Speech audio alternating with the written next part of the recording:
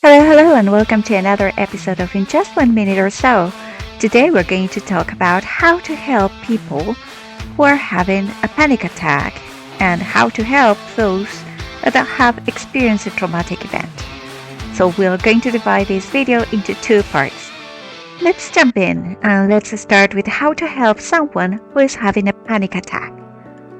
First of all, a mental health first aider is unable to tell the difference between a heart attack and a panic attack, as many of the signs and symptoms are basically the same. Always err on the side of caution though, even if the person has a history of panic attacks, and call emergency services. So in the meantime, while you're waiting for the help to arrive, provide the following help. If possible, move the person to a quieter, private location and have them sit down.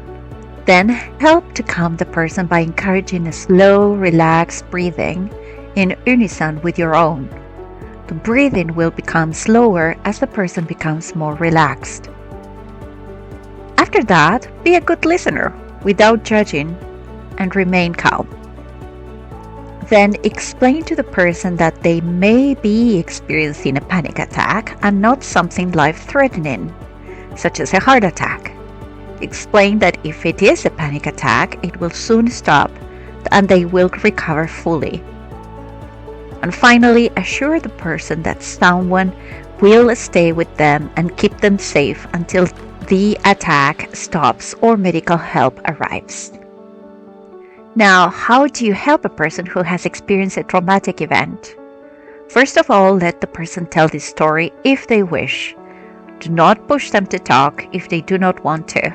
People who have experienced a traumatic event have their own pace for dealing with the trauma.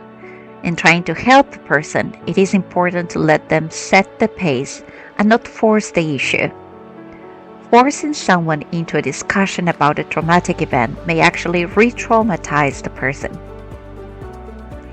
Another thing to take into account is to be a patient and empathetic listener before offering any suggestions. Make personal contact and listen non-judgmentally. It is very important to reassure the person that stress reactions are normal responses to abnormal events, and such reactions include shock, fear, grief, emotional numbing, indecisiveness, worry, unwanted memories, fatigue, difficulty sleeping, being easily startled, distrust, and irritability. Explain that it's not unusual for these reactions to continue for days or even weeks after a trauma. In time, most people have a normal recovery of their emotions.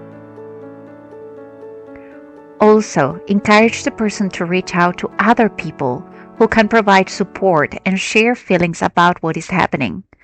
Encourage them to talk with family, friends, and work colleagues. They should follow their own instincts as to how much they say and with whom they talk.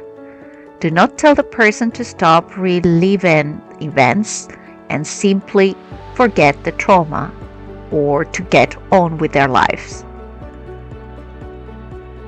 Another thing to remember is that you need to advise the person to not use alcohol or drugs to cope with it. Instead, advise them to use simple relaxation techniques. And finally, if the stress reaction has persisted for more than a few weeks, encourage them to seek professional help. Similarly, they should seek help if they continue to experience severe distress that interferes with normal functioning. And that is all for this week. Thank you so much and have a good one.